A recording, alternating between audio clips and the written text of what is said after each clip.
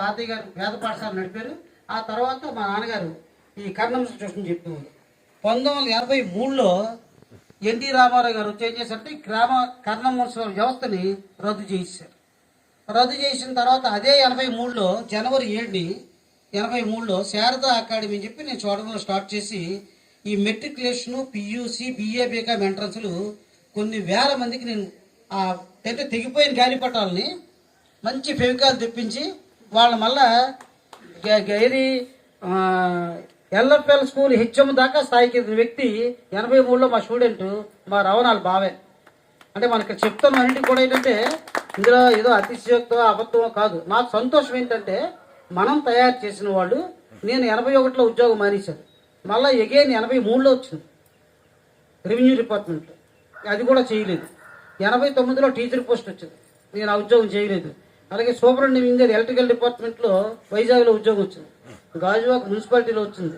ఏ ఉద్యోగానికి కూడా నేను వెళ్లకుండా నేను 83లో శారదా అకాడమీ పెట్టి అప్పటి నుంచి తపన ఇంకా ఏంటి ఒక స్కూల్ పెట్టాల్సి, ఒక స్కూల్ పెట్టి జూనియర్ కాలేజీ ఇక్కడ ఉంటే బాగుంటుంది, చాలామంది సీట్లు లేక చదువుకోవడానికి దూరం వెళ్ళలేక ఇబ్బంది పడుతున్నారని చెప్పేసి నేను బల్లెడ్డి సత్యారావు గారి అబ్బాయి చనిపోయినటువంటి సభలో నేను 88 నుంచి 95 వరకు మా పంచాయతీ ఉప సర్పంచ్గా చేసేవాడిని, వాళ్ళ ఫాదర్ సర్పంచ్గా చేసేవాడు.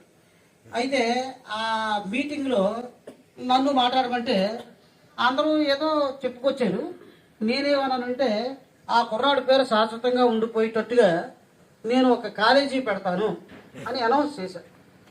చేసిన మాటకు కట్టుబడి అది ఎలా పెట్టాలి, ఎక్కడ పెట్టాలి, ఎలా పెట్టాలి, చూడవరంలో నాకంటే తెలివైన వాళ్ళు కొన్ని వేల మంది ఉన్నారు, డబ్బులు ఉన్నవాళ్ళు చాలామంది ఉన్నారు, అధికారం ఉన్నవాళ్ళు చాలామంది ఉన్నారు.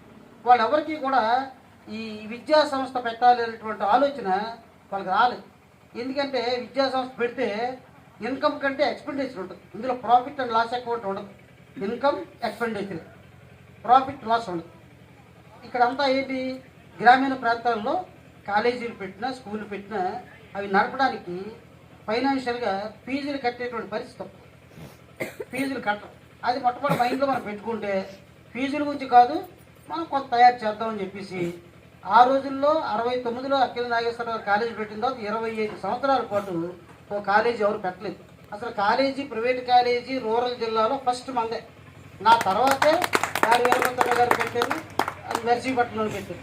అంత కష్టపడి దానికి కావాల్సినవన్నీ హైదరాబాద్ వెళ్తూ రిజర్వేషన్ లేకపోయినా సరే ఒక్కసారి జర్నీ కొన్ని గంటలు నిలబడి వెళ్ళేవాడు. అప్పుడు ట్రైన్స్ కూడా ఏముండేవి కాదు, ఒక గొడవ ఉండేది. అంత కష్టపడి వెళ్ళి ఆయన ఇన్ఫర్మేషన్స్ అన్నీ తెలుసుకుని అవన్నీ ఫైల్ పుటప్ చేయడానికి నాకు ఒక 6 నెలలు పట్టింది.